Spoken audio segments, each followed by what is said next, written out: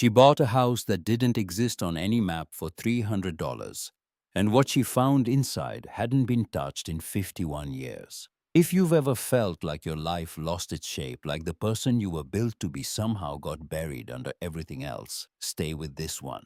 Because this is a story about what happens when a woman who spent her whole life teaching history finally walks into it. Subscribe if you're new. This is the kind of story worth staying for. Lenora Voss had spent 27 years explaining to teenagers why the past mattered. She had a gift for it. Not the theatrical kind, not the teacher who stands on desks or throws chalk. Her gift was quieter. She could take a date, a name, a document, and turn it into something that breathed. She could make a room full of 15-year-olds feel the cold of Valley Forge or the particular silence of a town the morning after something terrible happened. Colleagues asked how she did it. She said she didn't know.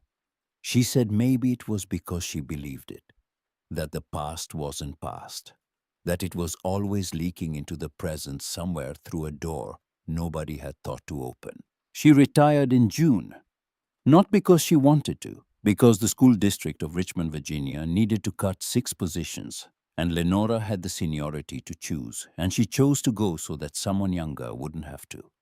That was the kind of woman she was. She made the hard call before anyone asked her to, and then she lived inside the consequences of it. Her husband, Marcus, had been dead for 8 months by then.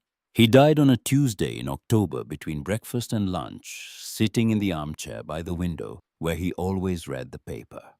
The paramedics said it was fast. Everyone said that afterward, as if speed were a comfort, as if the quickness of it was a mercy rather than a theft. Lenora had been in the kitchen when it happened. She had heard nothing. That was the part she kept returning to late at night in the months that followed. Not his face, not the ambulance, not the paperwork, but the silence. How ordinary the silence had been. How it had not announced itself as the last silence before everything changed. The house in Richmond had 4 bedrooms and 2 full baths and a kitchen. Marcus had renovated the year before he died new countertops and a farmhouse sink he'd been proud of. It was a good house. It was too large. Every room held a version of the life they had planned to keep living. And every morning Lenora walked through those rooms and felt the distance between what was and what was supposed to be. She ate at the kitchen table alone. She slept on her side of the bed. She watered his succulents because they were still alive, and she did not know what else to do with things that were still alive. In late August, 6 weeks after her last day of school, she got in the car and drove without a destination.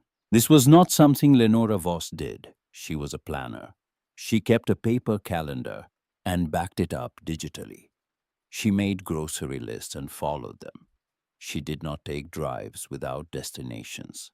But the house was very quiet that morning, and the succulents needed nothing, and she could not read another chapter of anything, and so she drove. She took 64 west out of Richmond through the Shenandoah Valley, and then south on 81, and then off 81 onto smaller roads without numbers, the kind that appear on printed maps but not on GPS, the kind where the asphalt narrows and the trees lean in from both sides, and the speed limit signs are faded and optimistic. She drove through the morning and into the afternoon, and the Blue Ridge rose around her slow and enormous. The mountains the color of old bruises in the late summer haze. The GPS lost her somewhere in Floyd County. She did not turn around. The road she was on had no center line. It wound through second-growth forest hickory and tulip poplar and long stretches of Virginia pine, and the light came through in pieces broken and irregular, the way light falls when the canopy is dense enough to have opinions. She had her windows down. The air smelled like creek water and the particular sharpness of pine in late summer heat. A smell that had no name but that the body recognizes as wild. She almost missed it. She was rounding a long curve, her speed down to 20 when a break in the trees on her left opened for just a moment. A gap in the tree line, a clearing on a slope, and in that clearing, at the top of a short rise, the shape of a house. She saw it for 3 seconds before the trees closed again. She drove another 100 yards before she stopped. She sat with her hands on the wheel for a moment. Then she reversed slowly until the gap came back. The house was gray, not painted gray the way old wood goes gray when weather takes the color out over decades, slow and complete, until the grain shows through like something underneath the skin. It sat at an angle on the slope, and from where she idled on the road, she could see a porch that listed to one side, windows, dark, a chimney with a crack running up its left face. The roof was intact, which surprised her. So did the windows, most still had glass. It was a house that had been left, not a house that had been destroyed. There was a difference. She had spent enough time with old things to know it. She took photographs through the windshield. Then she took several more on foot, standing at the edge of the clearing, where the grass met the gravel of what had once been a short drive. She did not approach further. The light was getting low, and she was alone, and She acknowledged this to herself without drama. A 52-year-old woman on an unnamed road in a county she couldn't locate on her phone. She drove back to find a motel. She found one in Harlan Hollow, a town of 800 people, and a single stoplight 20 minutes south.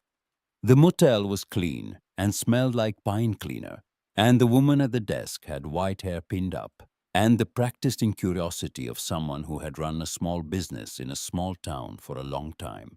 Lenora paid cash for one night and asked for a room facing away from the road. That evening she sat on the bed with her laptop and searched for the house. She had a rough sense of where it was, the county road number, a rough distance from the junction. She pulled up the Floyd County GIS database, which was slow and incomplete, and then the adjacent Harlan County parcel viewer. And she traced the road, and she found the acreage, and she found the lot. It was listed as Lot 114C, Harlan County. The last recorded owner was a Daniel Weston, dated 1971. After that, nothing. No transfer, no sale, no tax record after 1974, when the lot was reclassified, as she had to read it twice, removed from active tax roll status, indeterminate. She searched Daniel Weston, Harlan County, Virginia. She found nothing. She searched the Harlan County deed index, digited only through 1990, and incomplete even then. She searched the Virginia Unclaimed Property Database, which was not designed for real estate, but sometimes caught things.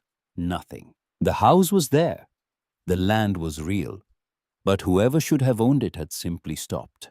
No death record she could find. No estate filing. No probate. The lot sat in the county records like a sentence that ended mid-word. She did not sleep well. In the morning, she went to the county clerk's office when it opened at 8:30. The clerk was a man in his 50s with reading glasses on a lanyard and the careful patience of someone who dealt mostly with contractors and title companies. She explained what she was looking for. He looked up the parcel number. He looked at her over his glasses. That one's been sitting on the abandoned property list for a while. How long? He clicked through several screens. First listed for potential recovery in 1991, reposted periodically. Last auction attempt was 2019, no takers. Why no takers? He considered the question with the particular care of a man who has answered a different version of it before and has decided how much of the real answer to give. Location mostly. No road easement on file. No utilities. Structural unknown. A pause just long enough to be noticeable. And it's Harlan Hollow. People here tend to leave certain things alone. She asked about the process for acquiring it. He explained without enthusiasm that the county held periodic auctions for tax delinquent and abandoned properties. The next one was in 3 weeks. She could register. Minimum bid $300. He gave her the forms. She drove back out to the house before she left town. She parked on the road and walked up the slope to the porch. Up close, the wood was dense and dry despite its color, old-growth timber. She thought the kind they didn't mill anymore, tight-grained and stubborn. The porch boards flexed under her weight but did not give. The front door was held by a single rusted latch. She did not open it yet. She walked to the perimeter instead, slowly, hands in her jacket pockets. The way she walked through primary sources, not looking for anything in particular, looking for what was actually there. The windows on the ground floor were intact, the ones on the second floor 2 of 3. The chimney crack was old and stable, no fresh separation in the mortar. The foundation stone showed no heaving. She pressed her palm flat against the siding at the corner of the house and felt the resistance of old wood that had not softened. The house had been closed, not abandoned. There was a difference in the way a structure held itself when it had been intentionally sealed versus simply left. This one had been closed. Someone had chosen to walk away from it in a particular way, and the house had held their choice for 50 years without collapsing under its weight. She stood at the edge of the porch and looked at the tree line, and she felt something she had not felt in 8 months. Not happiness, not exactly. Something older and less comfortable, the specific alertness of a person who has found a question they cannot stop asking. She drove home to Richmond and registered for the auction. 3 weeks later, she returned. The auction was held in a conference room at the County Administration Building, a low brick building on Harlan Hollows Main Street. The room held 14 folding chairs, a whiteboard with lot numbers, and a table with a coffee carafe that had been on the burner long enough that the coffee smelled like a decision someone else had made and regretted. When Lenora arrived, 11 of the chairs were filled with men contractors, mostly by the look of their boots and the way they held their cups. 2 women in the back who turned out to be a real estate investor and her assistant. And 1 man Lenora did not know yet, seated in the far corner, who was not holding coffee, was not talking to anyone, and whose eyes moved to her the moment she walked in. He was perhaps 65. Gray hair well kept, a fleece vest over a collared shirt. He had the build of someone who had been athletic for a long time and had kept most of it. He watched her find her seat with an expression that was pleasant and told her nothing. The auction moved through the first 11 lots with the brisk efficiency of transactions no one felt strongly about. Parcels at the edge of town, a garage structure on a corner lot, 2 buildable acres that the contractors wanted enough to bid against each other, briefly before one conceded. The auctioneer had the practiced rhythm of a man who had done this enough times that the numbers no longer surprised him. When he reached lot 114-C, something changed in the room. Not loudly. It was the subtlest of shifts, the way a group of people collectively decide without discussion to become more interested in their coffee cups. The contractor nearest to Lenora looked at the table. The real estate investor looked at her phone. 2 men near the window adjusted their posture in the careful way of people trying not to draw attention to the fact that they have gone still. Lot 114-C, the auctioneer said, reading from the sheet. 4.2 acres, Harlan County, rural zone, existing structure. No utilities, no road easement on record. Opening bid, $300. Silence. No one moved. No one looked at the lot description on the whiteboard. No one looked at anyone else. The room had made a decision before it arrived and was simply waiting for the formality to conclude. Lenora raised her paddle. The auctioneer paused, genuinely surprised, she thought, in a way he hadn't been surprised all morning. His gaze moved across the room. The man in the corner had not moved. His eyes were on her, steady and unreadable. Any advance on 300 a key? A beat, 2 beats, 300 going once. He looked at the corner again. Nothing. Going twice. He cleared his throat. Sold $300. She signed the paperwork at a side table. The official who handed her the deed was an older man with reading glasses on a lanyard, different from the clerk she'd met 3 weeks ago, but with the same quality of careful neutrality that Lenora was beginning to understand was not indifference but self-preservation. He looked at her signature. He looked at her face. He said nothing beyond what the paperwork required. She found Roland Pruitt in the parking lot. He was standing beside a dark green pickup, arms crossed, watching her walk toward her car with the expression of a man who had decided to say something and was choosing his words. She stopped when she was 10 feet from him, because something in her, something trained by 27 years of reading rooms, told her to leave distance. "Congratulations," he said. His voice was pleasant, local accent softened by education. "On the property." "Thank you. I'm Roland Pruitt. I chair the County Board of Supervisors." He extended a hand. She shook it. "I'd like to buy that lot. I'll pay you 600 today, cash double what you just paid, and you'd walk out of here ahead." She looked at him. "Why? Pardon. Why do you want it? You could have bid on it yourself 5 minutes ago." Something moved behind his eyes, not anger, not quite. A recalibration. "It's adjacent to a parcel my family owns. Consolidation makes sense. I didn't bid because I didn't want to drive the price up for the county unnecessarily." He smiled. It was a good smile, the kind built over decades of use. "It's just land, Miss Voss. Miss Voss, it's not a house you'd want to live in." "I appreciate the offer," Lenora said. "I'm going to pass." His smile held. "Of course, well." He reached into his vest pocket and produced a card. "If you change your mind." She took the card and walked to her car. She sat for a moment before starting the engine. Then she noticed the rear tire, flat, the sidewall visibly soft the way a tire looks when the air has been let out slowly, rather than punctured with force. She sat with that for a moment. Then she called roadside assistance and waited 40 minutes for a man who told her the valve stem had been loosened. "Probably vibrated loose on these roads," he said.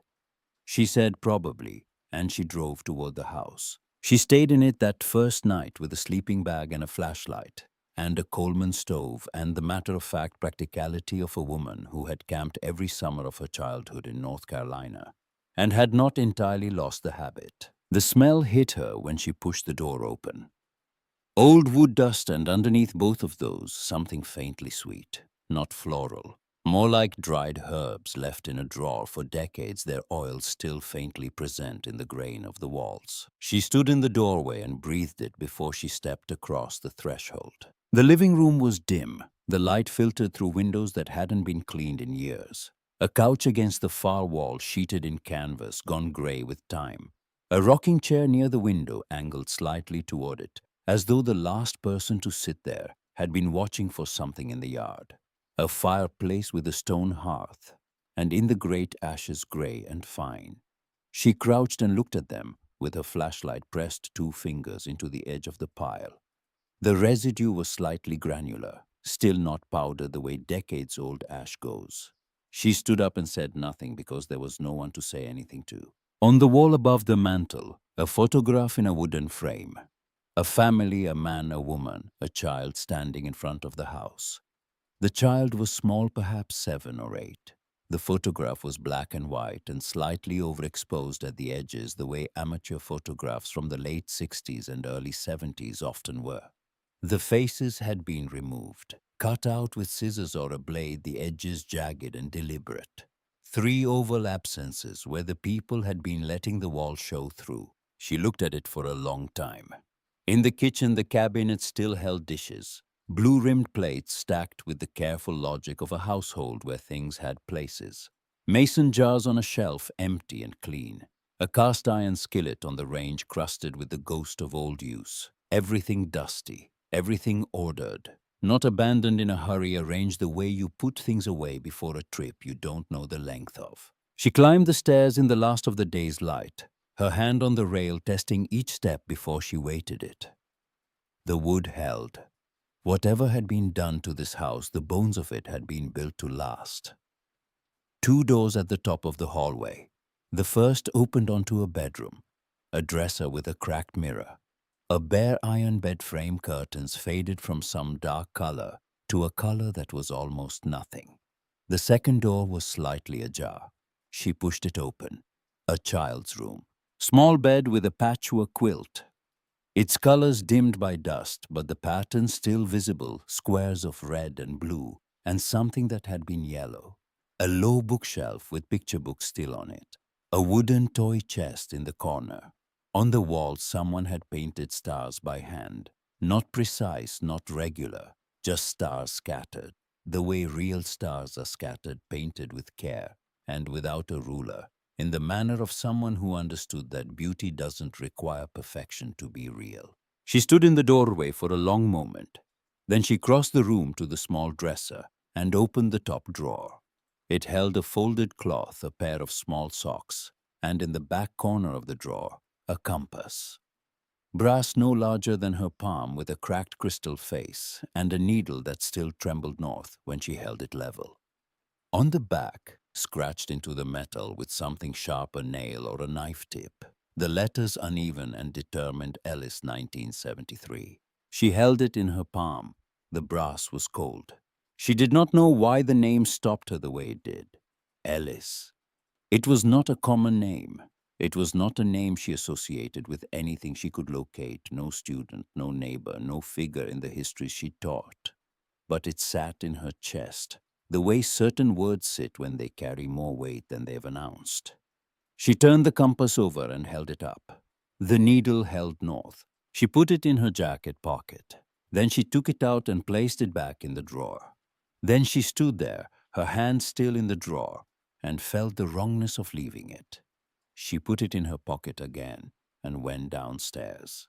She made soup on the Coleman stove and ate at the kitchen table in the light of her flashlight and thought about the family in the photograph. 3 people with cut-out faces. A kitchen arranged for a trip no one came back from.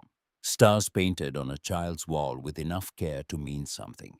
She opened her laptop, weak signal enough, and searched Weston family, Harlan County, Virginia, 1973. 2 results. One was a genealogy forum thread from 2009, unanswered, asking if anyone had information about a Harlan Weston of Harlan Hollow. The other was a digitized page from the Harlan Hollow Courier, dated November 1973, a 3-paragraph notice stating that the Weston family, formerly of rural Harlan County, had relocated to pursue opportunities elsewhere, and the community wished them well. 14 lines, no quotes, no names beyond the family name, no destination. She read it 3 times. Families who left towns did not usually get notices in the paper. Families who left towns gave their neighbors a forwarding address, sold their furniture, said goodbye at their church. Families who left towns did not leave their dishes in the cabinet and their child's books on the shelf. She searched the county deed records again, this time looking for adjacent parcels. Lot 114C was bordered on 2 sides by county forest, and on the third by a parcel listed under Pruitt Family Holdings, LLC, established 1974, the year after the Westons disappeared from the record. She closed the laptop. The compass was in her jacket pocket. She pressed her hand against the outside of the fabric and felt the small, hard circle of it. Ellis, 1973. A child had owned this. A child had scratched his name into brass with the conviction that the thing was his and the name would prove it. Outside the Blue Ridge, dark had come down fully. Not the dark of cities, which is never quite dark, but the dark of mountains, which is total and old and uninterested in reassurance. She could hear the trees moving. She could hear something further off, water or wind, a low sound that the house seemed to absorb rather than deflect. She thought about Roland Pruitt in the parking lot, his card in her pocket, his smile, his certainty that the lot was not a house she'd want to live in, his family's name on the parcel next door, dated to the year the Westons vanished. She thought about the tire, the valve stem loosened but not punctured. She thought about the clerk's words, people here tend to leave certain things alone. She lay in her sleeping bag on the living room floor that night, and she looked at the ceiling, and the ceiling looked back at her, the way ceilings do when a room has been holding something for a long time and is only now beginning to let it out. In the morning, she would drive into Harlan Hollow. She would go to the Saturday market because small towns had Saturday markets, and Saturday markets were where people talked. And somewhere in this town, she was increasingly certain someone knew the name Ellis Weston. Someone had been knowing it for 51 years quietly and alone, the way you know a thing you cannot say out loud in the place where you live. She pressed her hand against her jacket pocket. The compass was still there, small and cold, and certain the way true things are certain even in the dark. She was not going home. The Saturday market in Harlan Hollow occupied half a block of the main street. 6 folding tables, a canvas canopy over the vegetable end, and the unspoken social architecture of a town where everyone knew which table to stop at and which to pass with a nod. Lenora arrived at 8:15 with her jacket still smelling of wood smoke from the Coleman stove and the compass in her pocket, like a stone she kept forgetting to put down. The flower table was at the far end. The woman behind it was perhaps 78, perhaps older. The kind of age that stops being legible in precise numbers and becomes instead a quality of presence.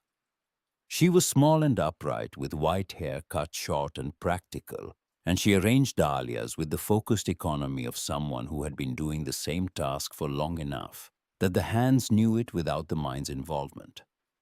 Her table held flowers in mason jars, small paper bags of dried herbs, and a handwritten price list in block letters that suggested she had made it once years ago and had not felt the need to update it since. Lenora bought 2 bundles of dahlias she did not need and a bag of dried thyme. "You're staying at the Haymaker," the woman said. Not a question, she had already assessed the jacket, the out-of-county plates on the car at the curb, the specific quality of transients that small towns read accurately.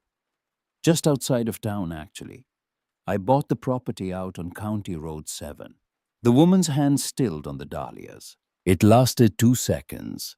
Then she finished the wrap with the same efficiency and handed the bundle across. Her face had not changed, but something behind her eyes had moved, a drawer, closing, a shutter pulled. "The Weston place," Lenora said. The woman looked at her, direct, unhurried. "My name is Calla Drummond," she said. "That'll be $7. Lenora paid. She said, "I found a compass in the house, a child's compass, brass. It has a name scratched on the back." Calla Drummond's hands were on the next bundle of dahlias. She did not look up. She did not respond. Her silence was not rude, and it was not evasive. It was the silence of someone who has carried a thing for so long that even the mention of it requires a moment to absorb. "Come back Thursday," Calla said finally. Her voice was level. "I have more time." It was not an invitation, and it was not a refusal.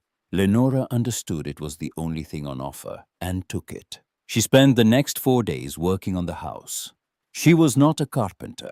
She had replaced a faucet once and painted 2 rooms in Richmond, and had watched enough instructional videos during the pandemic to have a theoretical familiarity with basic repair.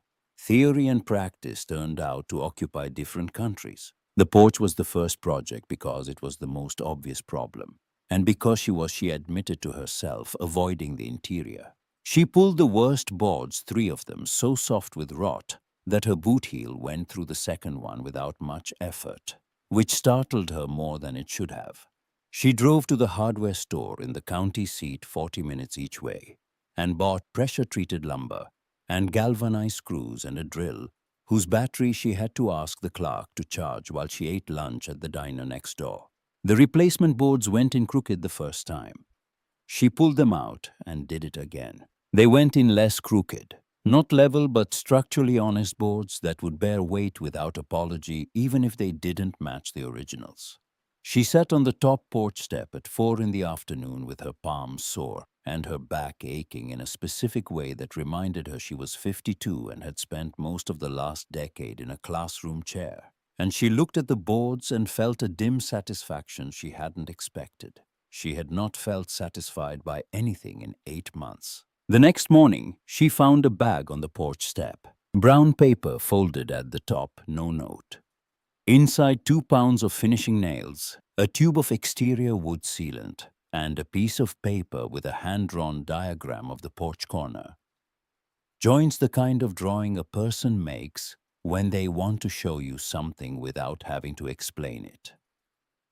The handwriting on the diagram was spare, and practiced the kind of practical communication she associated with men who had learned draftsmanship from necessity rather than school. She looked around. The road was empty. The tree line gave nothing. She used the nails. She used the sealant. She referenced the diagram 4 times. The corner came out better than anything she'd managed on her own. On the 6th day, she drove back to the house after dark because she had left her phone charger and didn't want to spend another night without it. The house was different in the dark, not frightening, but present in a new way, as though the removal of light returned it to something more essential than its daytime self. She moved through the kitchen with her flashlight and found the charger and stood for a moment in the downstairs hallway. The door to the main bedroom was open. She had not left it open. She stood still and listened. The house made its sounds, old wood finding its overnight position, the tick of something cooling in the walls, the low complaint of the foundation adjusting to the temperature drop. Normal sounds. She had learned their rhythms. None of them was this. She went back through the kitchen. On the table where she had eaten soup alone 6 nights ago was a small jar of honey. It had not been there when she left that morning. A hand-stamped paper lid with a bead drawn in black ink. No name. She put the honey next to the Coleman stove and went to bed and thought about a town that left things without signing its name. Seb Archer knocked on the porch frame on a Wednesday morning while she was trying to understand why the downstairs window wouldn't seat in its frame. She saw him before he spoke, a man in his early 40s, lean in a canvas jacket with a reporter's notebook in the chest pocket, standing at the porch edge with the posture of someone who had learned to make himself unthreatening in doorways. He had the particular kind of tired face that comes not from lack of sleep, but from paying attention to things most people preferred not to look at. "I'm not selling," she said, without looking up from the window frame. "I'm not buying." He stayed at the edge of the porch. "Seb Archer. I write for the Roanoke paper. I've been trying to write a piece about this house for 2 years. Why haven't you? No physical evidence. No one in town will go on record. And the county records are incomplete in ways that are interesting rather than accidental." He paused. "Then you bought it." She looked at him then. He had not moved from the porch edge. He had not produced his phone or his notebook. He was simply standing there, offering himself as information and waiting to see what she did with it. "Come in," she said. "There is honey, but no coffee yet." They sat at the kitchen table. She told him about the compass, the photograph with the cut-out faces, the way the dishes were stacked, the ash in the fireplace. He listened without interrupting, which she appreciated. When she finished, he opened his notebook, not to write, just to reference, and told her what he knew. The Westons had been in Harlan Hollow since the 1940s. Harlan Weston, the father, had worked a small farm and done seasonal labor at the coal operation east of town. In 1971 and 1972, a subsidiary of a Roanoke-based energy company had been quietly purchasing land in the area, consolidating parcels for what turned out to be an expanded extraction operation. Most landowners sold. The Westons did not. There were 3 other families who held out, Seb said. 2 sold by mid-1972 after what the county meeting minutes call extended negotiation. 1 family had a barn fire. Nobody was hurt. The fire marshal report says undetermined cause. And the Westons vanished October 1973. County records say voluntary relocation. No forwarding address filed. No school transfer request for the boy. No utility disconnection request. No sale of the property. He looked at her. "People don't leave their dishes in the cabinet when they move voluntarily." "No," Lenora said, "they don't. I've been looking for someone with access to the property who was willing to look at what's inside it." He set the notebook down. "I'm not looking for a scoop. I'm looking for the truth about what happened to them." She studied him the way she had learned to study new students, looking past the presentation for the thing underneath. Why? He was quiet for a moment. "My father worked the Harlan County Coal Operation, 1979 to 1984. He tried to report a safety violation after a tunnel collapse. 3 men were hurt, 1 badly. He was let go a week later. The man who signed his termination paperwork was the operations manager. He looked at the table. His name was Roland Pruitt Sr. The name landed in the kitchen like a stone in still water. Junior chairs the County Board of Supervisor, Lenora said. Has for 11 years. She thought about the parking lot, the pleasant smile, the card she had not thrown away. All right, she said. Then we start today. They started with the wardrobe. Seb had the physical leverage she'd lacked alone. Between the two of them, one at each side, they shifted it in 3 long pushes. The screws on the floorboards stripped out with a scream of metal that echoed through the empty bedroom and down the hallway. The wardrobe scraped across the floorboards, and the wall behind it came clear. The door was there. Lenora had known it would be and still felt her breath catch the seam in the wood. The faint rectangle of the frame so carefully fitted, it was nearly invisible against the planking. She pressed her palm flat against it, cold as she had suspected it would be. Unnaturally cold for a room that had been warming for a week. She pressed harder, and the door gave. The air that came out was sealed cold and still, and carried the smell of old wood and something faintly mineral stone or old concrete. She went down first with the flashlight. Seb followed. At the bottom of the stairs, the room opened before them, and they both stopped. She had named it, described it to Seb at the kitchen table, and still, the room was exactly itself in a way that naming had not diminished the small bed with its patterned quilt, the painted stars on the wall, the wooden horse on the shelf, the desk with worn corners, and the silence that felt less like absence and more like something deliberately maintained. A room that had been hidden not in a hurry, but with care, not buried protected. Seb stood very still. He was not writing. Lenora went to the desk. The notebook was there under the lip of the desk edge. She opened it carefully. She had learned to be careful with paper of this age, the way she had learned to be careful with primary sources in general, because the thing itself was irreplaceable and her hands were not always clean. She read the first entry aloud quietly. October 3rd, 1971. They came again last night. My husband says they're getting desperate. He won't give them what they want. I'm afraid for our boy. Seb had his notebook out now, writing in a compressed hand, fast and precise. She turned the pages. The entries were Ruth Weston's The Mother. The handwriting was careful and patient. At the start, the letters even and slightly formal. The penmanship of a woman who had learned to write in an era when it was considered a skill worth cultivating. As the months passed, the care in the letters diminished, not from carelessness, from urgency, from a mind with too much to record and not enough margin to slow down. October 7th. This house is no longer ours. It belongs to their shadows, to their whispered threats. They told him he must cooperate. He will not. God help us. October 11th. The child still asks when he can go outside.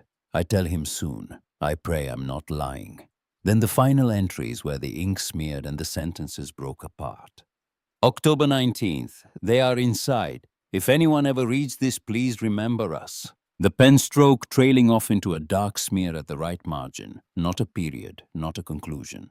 The evidence of a hand that had stopped because something had made it stop. Seb did not speak. She did not speak. Then she went to the loose floorboard behind the bed and pried it up with her pocket knife.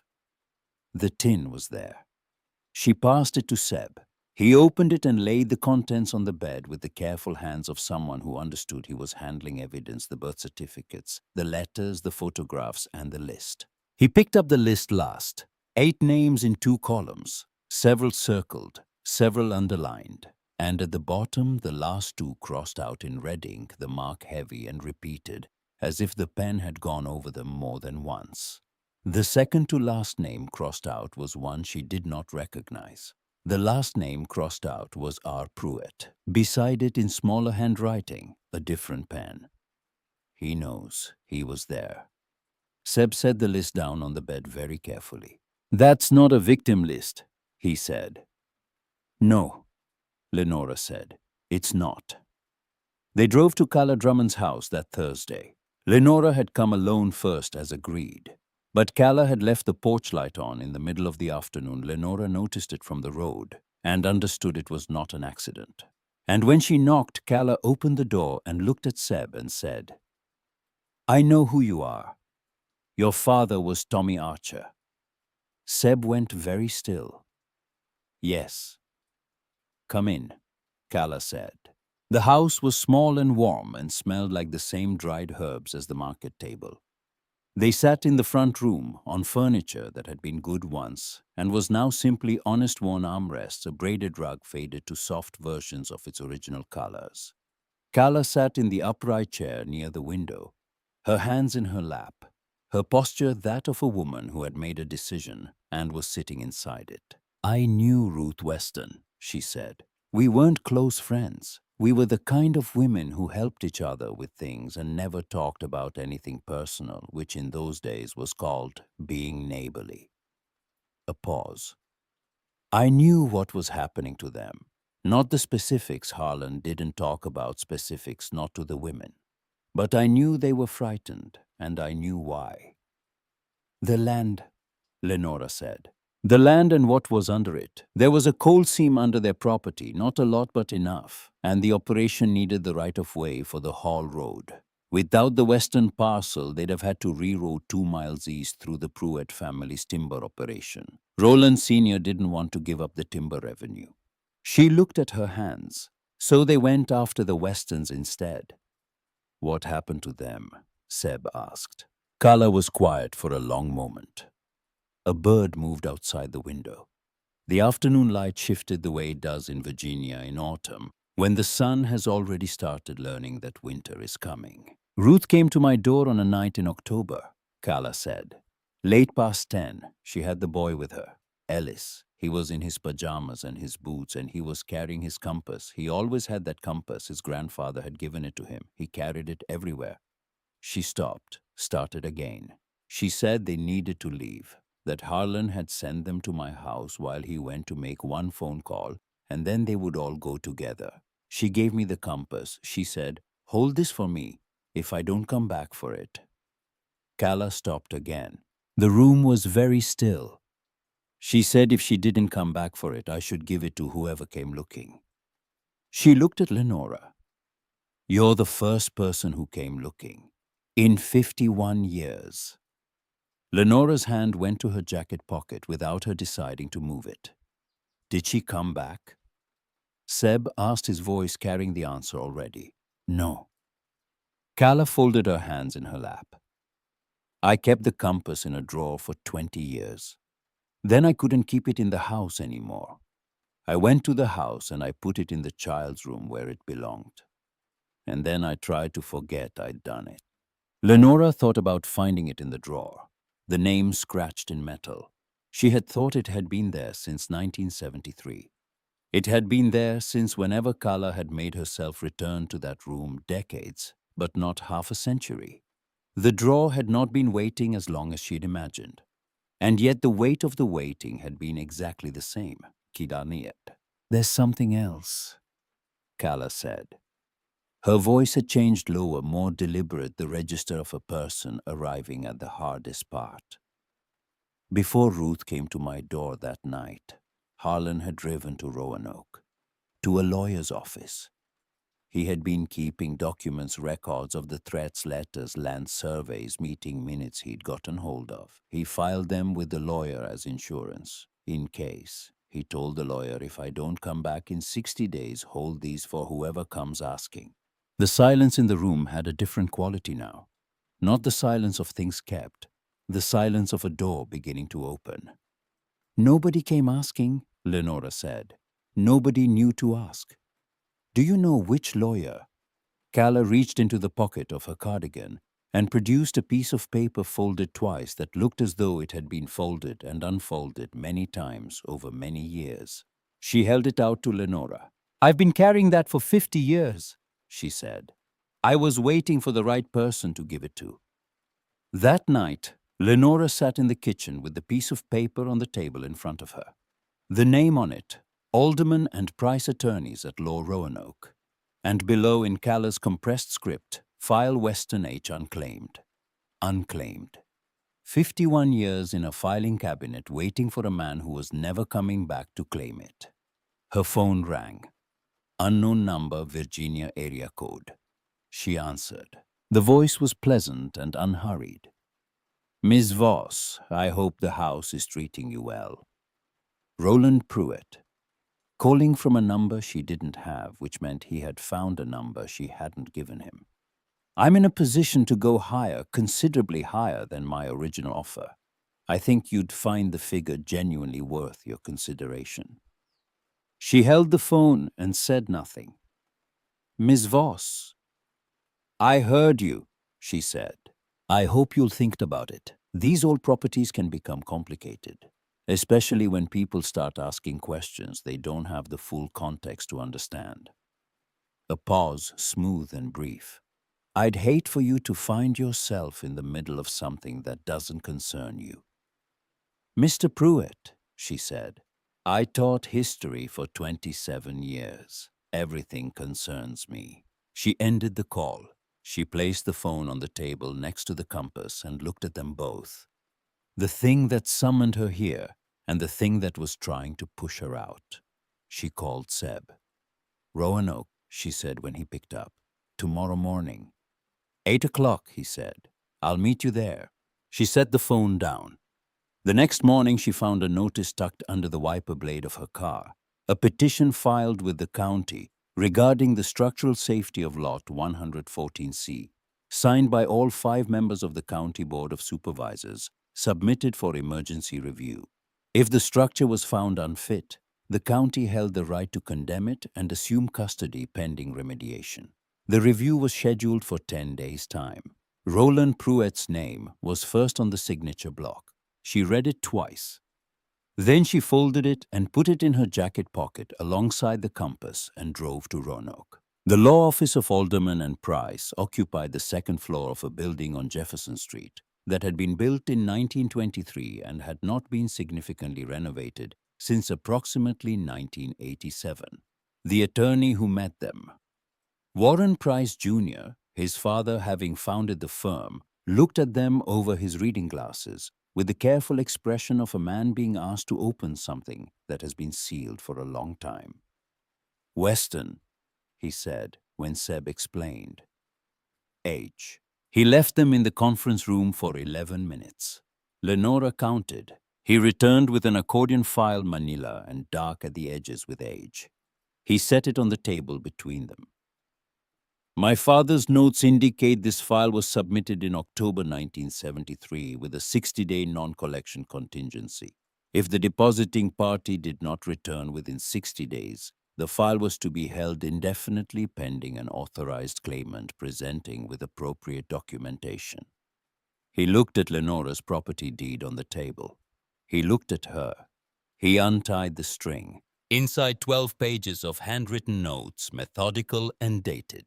Surveyor's records, copies of county meeting minutes with passages underlined, 3 letters discussing the Weston situation in language that was careful and in its carefulness damning, and a list of names, the same list she had found under the floorboard. This was the original. But this version had something the copy in the house did not. At the bottom below the last crossed-out name, Harlan Weston had added a final line in ink slightly different from the rest, as though he had returned to add it after everything else was written. These men took our land. If we don't make it out, whatever comes next is theirs to answer for. Seb's pen had stopped moving. This is evidence, Lenora said to Warren Price Jr. Yes, he said quietly. I believe it is. She picked up the compass from where it had come to rest on the conference table. The needle held north. Always north. In 10 days, Roland Pruitt intended to take the house. She had 10 days. She drove back from Roanoke with the accordion file on the passenger seat and the particular clarity that comes when a situation stops being ambiguous and becomes simply a problem to solve. She had spent 27 years teaching students that history was not inevitable, that the outcomes which seemed fixed in retrospect had been at every point contingent. that the difference between what happened and what might have happened was usually a person, one person sometimes, who decided that the record would not go uncorrected. She had believed this when she taught it. She believed it now in a different register. In the register of the body of the hands of a woman sitting in a car on a Virginia highway, with a dead man's evidence in a folder and a compass in her pocket, and 9 days left. She called Seb before she reached the county line. I need you to write the first piece before the hearing. Not the full story, we don't have time. But enough. The family, the disappearance, the petition's timing. Enough that if they condemn the house, there's a public record that precedes it. A pause. That's a shorter timeline than I'd like. I know, but we have the list, the diary, the Roanoke file. Calla Drummond on the record. That's not speculation. I'll have a draft to my editor by Friday. She went to see Calla that evening, laid the county petition on the table between them. Calla looked at it without touching it with the resignation of someone who has been half expecting this particular document for a long time. He's done this before, Calla said. Not to a house, but he has ways of moving people. He won't move me. Said without heat as a fact, but I need to know if you'll speak at the hearing, on the record. Calla was quiet. Outside, a single car passed on the empty road.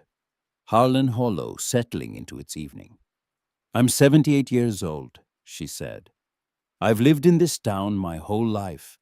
I've been afraid of that family for 50 years, not afraid of what they do to me personally, afraid of the weight of it, of what it costs to say a thing out loud that a whole town has agreed not to say. I know, Lenora said. Do you? Not unkind, just precise. Lenora thought about the house in Richmond, the succulents, the silence that had not announced itself before it became permanent. I know what it costs to carry something because you've convinced yourself there's no other option. And I know what it feels like when something outside yourself forces the question open again. Calla looked at her for a long moment. Then, I'll speak. She picked up her cup. Then she set it down. I want to hold the compass first, before the hearing. I want to hold it one more time. Lenora reached into her jacket pocket and put it on the table. Calla picked it up in both hands the way you hold something that has weight beyond its physical weight. The needle swung gently and settled. She held it for a long moment, her face doing something private. Then she set it down and pushed it back. Keep it, she said. You know where it needs to end up. Seb's article ran on a Tuesday. The headline was careful. Harlan Hollow property hearing raises questions about 1973 family disappearance. The piece laid out the facts without editorializing the Weston family. The land dispute, the voluntary relocation on record, versus the evidence preserved in the house. Calla Drummond's account attributed by name. The Roanoke file described without quotation from documents still under legal review. It was precise. It was restrained. And restraint in this case was its own form of force. By Wednesday, 2 regional television stations had called the county administration building for comment. By Thursday, a state representative's office had sent an inquiry to the county board. By Thursday evening, 3 people Lenora had never met had left messages with Seb. People who had been in the town in 1973 and who had apparently been waiting for someone to give them a reason to speak. The hearing room held 40 seats and had 63 people in it. Lenora had not expected 63 people. The folding chairs had been filled before she arrived, with a dozen more standing along the back wall. Seb was there, notebook open, face neutral. Calla Drummond was in the second row, upright in her coat, her hands folded on her purse, her posture. The posture of a woman who has made a decision and arrived inside it fully. Roland Pruitt sat at the board table with the other 4 supervisors, his face composed. He looked at the room, registered its fullness, and allowed nothing in his expression to acknowledge what that fullness meant. The county attorney presented the petition: structural concerns, habitability, public safety. Lenora stood when the chair called for public comment. She had taught in front of rooms for 27 years. She knew the difference between a room that was listening because it was polite and a room that was listening because it needed to. She did not raise her voice. She did not perform. She laid out the timeline the way she had always laid out timelines, in chronological order, with evidence, with the specific patience of someone who respects the intelligence of her audience. The land dispute, the threats documented in Ruth Weston's diary, the Roanoke file, the list of names with its final entry, the parcel registered to Pruitt Family Holdings in 1974. She did not say Roland Pruitt was guilty of anything. She said the timing was a matter of public record and that the public record required an explanation. Then she sat down. Calla Drummond stood. She was brief. She said she had known Ruth Weston.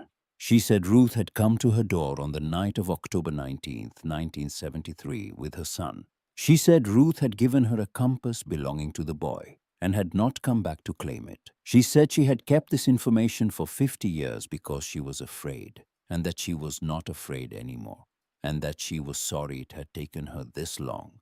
She sat down. Two others spoke after her. An elderly man who had seen vehicles he didn't recognize parked near the Weston property on the night of October 19th.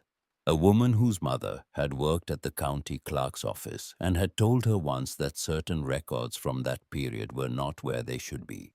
Roland Pruitt did not speak. He called for a vote on the structural petition. 3 of the 5 board members abstained. The petition failed. He found her in the parking lot afterward. Same posture as the first time. Same pleasant expression. "Careful, Miss Voss," he said. "You've kicked something loose. People in this town have long memories, and I've been very patient with them." She looked at him. "So have they," she said. She got in her car. The state opened an official inquiry 6 weeks later. Lenora was not present for most of it. She had returned to Richmond twice for the apartment and the succulents, and a slow conversation with a real estate agent. But she drove back to Harlan Hollow on the days that mattered, and Seb kept her informed on the days that didn't. The inquiry established what the documents had suggested. The Weston family had not left voluntarily. They had been driven out, transported under duress to West Virginia, where Harlan Weston had found work, and where the family had rebuilt a life in a place where nobody knew them. Harlan Weston died in 1981 at 53 of cardiac failure. Ruth Weston died in 1998. A neighbor in Morgantown told Seb that Ruth had grown dahlias in her final years and had kept a photograph of a house in a drawer and had never talked about Virginia. Ellis Weston was 59 years old and lived in Fort Collins, Colorado. He had worked for 30 years as a surveyor. Lenora found this out from Seb on a Thursday evening sitting at the kitchen table in the house on County Road 7, and she had to set her coffee cup down and press both hands flat against the table and simply breathe for a moment. A boy who had carried a compass everywhere, who had scratched his name into brass so the thing would always know it was his, had grown up to spend his life reading land. "He doesn't know the house is still standing," Seb said. "No. Do you want to call him, or should I?"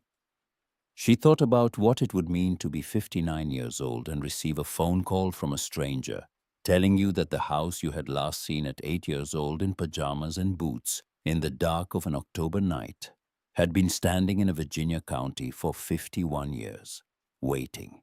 "I'll call him," she said. She called on a Saturday morning early when the light was just beginning to come through the kitchen window and the woods beyond the clearing were still dark at their edges.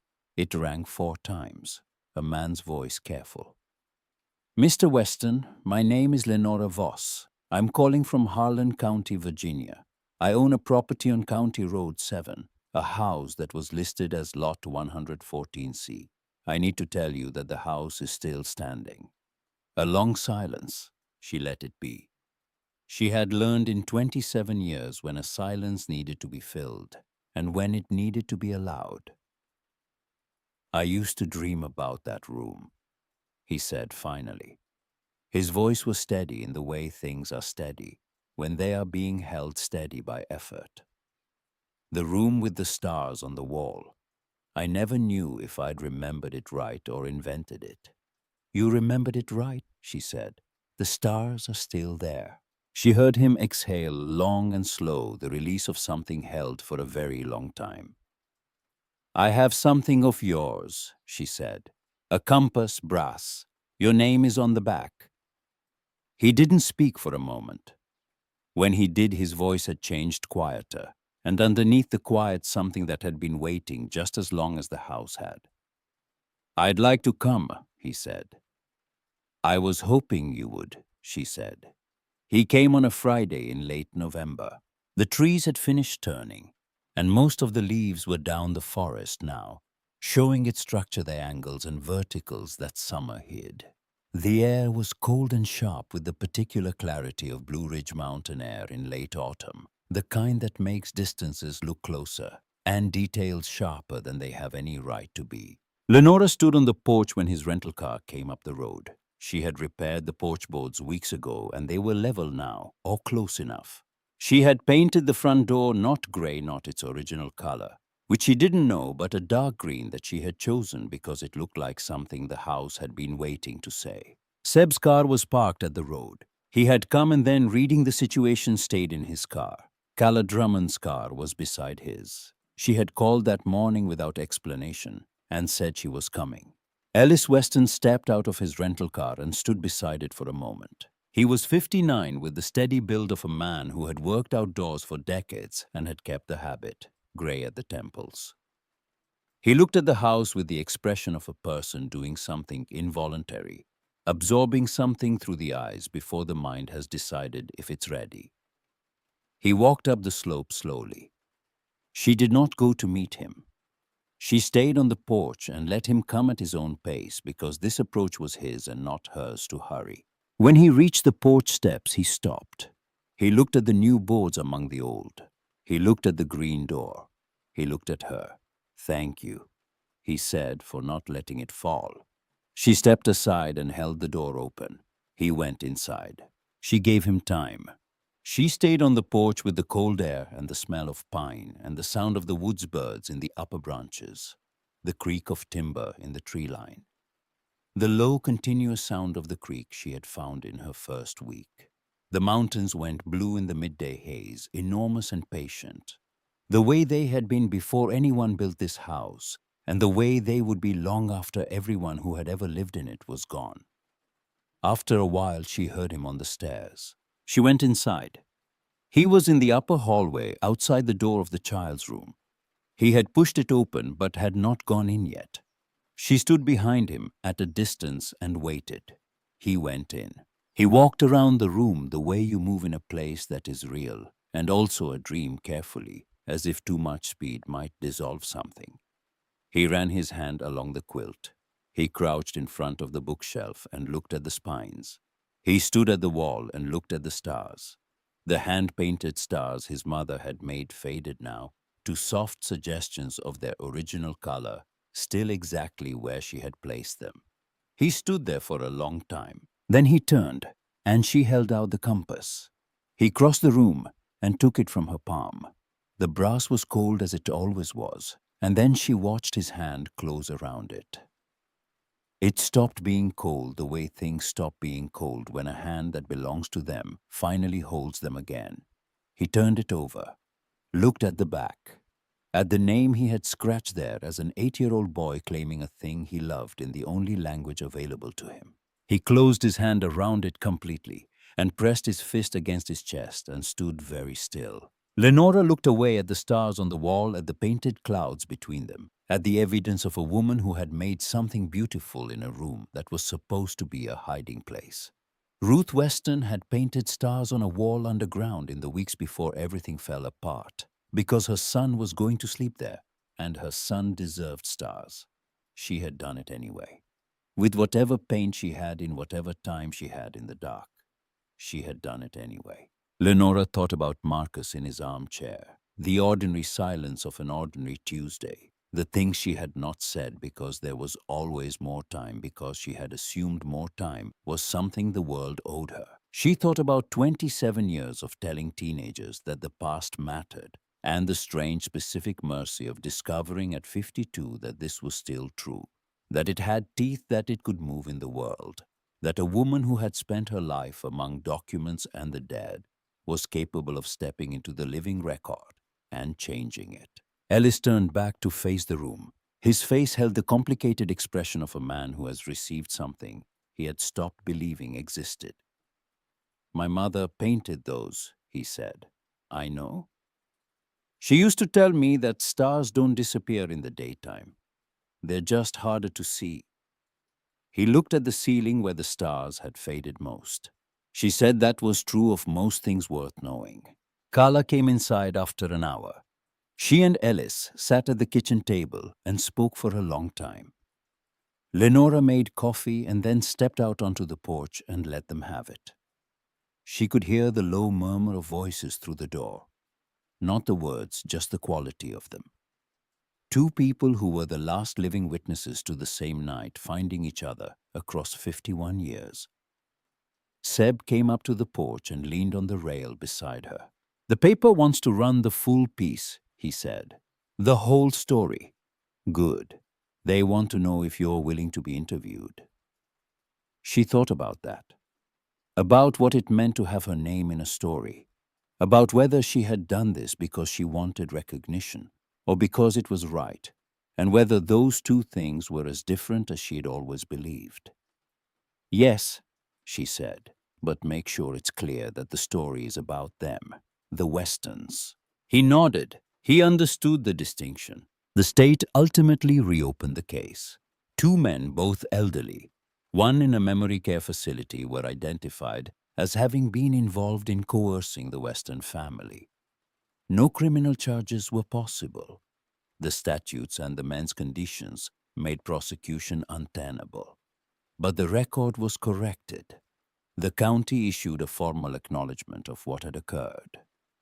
The house was designated a Site of Historical Significance under the Virginia Historical Landmarks Program, which meant it could not be demolished without state oversight, and which meant practically that Roland Pruitt could not touch it. Roland Pruitt did not seek re-election the following year. He offered no public explanation. In a town of 800 people, none was needed. Lenora did not return to Richmond. She sold the house there in the spring. The farmhouse sink and the 4 bedrooms and the rooms full of the life she and Marcus had planned to keep living. She kept his armchair. She kept 2 photographs and the succulents, which she transported in the back seat with more care than she had taken with most of her other possessions. She moved into the house on County Road 7. She was not under any illusion that she had saved it. The house had been standing for 51 years without her. It had held its secrets and its staircase and its painted stars through 6 decades of Virginia winters, and would have continued to do so with or without a woman from Richmond, who had driven without a destination one August afternoon and looked through a gap in the trees. But she was there now, and the house had changed around her. Not structurally. In the way spaces change when they are inhabited by someone who understands what they are. On a Saturday in May, Ellis Weston came back. He brought his daughter, a woman in her early 30s, with her father's attention and her own assessment. They walked through the rooms, and Lenora walked with them when they wanted company, and found reasons to be elsewhere when they didn't. In the child's room, Ellis stood again at the wall with the stars and said nothing, and his daughter stood beside him and said nothing. And the silence was the kind that families carry together. The weight distributed between them lighter than it is when carried alone. Before he left, Ellis stood on the porch with the compass in his hand. "I wanted to stay here," he said. Lenora looked at him. "It belongs here." He held it out. "You found it. You followed it." He looked at the compass, then at her. "My grandfather gave it to me so I'd always know which way was north. I think I know now." She took it. She held it in her open palm the way she had held it the first time, in the dim light of an upstairs drawer while the afternoon went long and golden through the dusty window. The needle trembled and found its position, north, as it always had. She closed her fingers around it and held it against her chest for a moment, feeling it warm in her palm. For the first time warm, the way things become warm when they have finally found the place they were always meant to rest. Then she went inside through the green door and crossed the kitchen to the window that faced the clearing. The tree lined the mountains, going blue in the late afternoon. She placed the compass on the windowsill. The evening light came in low and long across the old floorboards. The same light that had come through this window in October of 1973, and in every October since, indifferent to what had happened in the rooms it touched. Falling anyway with the patience of things that do not require permission to be beautiful. The needle held north. Outside, the woods were still. The mountains were still. The creek made its low sound in the hollow, the same sound it had made before the house existed, and would make after every person who had ever stood in this room was gone. Lenora Voss stood at the window and looked at the compass and understood not as an idea, but as a physical fact. The way you understand cold and warmth, that she had come here lost, had come here hollowed out, and that the house had given her not comfort, but something older and more useful. It had given her a direction. She had spent her whole life teaching that the past mattered. She had believed it, but she had not known until now what it felt like to be standing inside the proof of it. If you've ever held something back, a question, a truth, a part of yourself you thought was no longer needed, I'd like to know what finally made you let it out. Leave it in the comments. And if this story stayed with you, share it with someone who might need it tonight. The compass is on the windowsill. The needle still points north.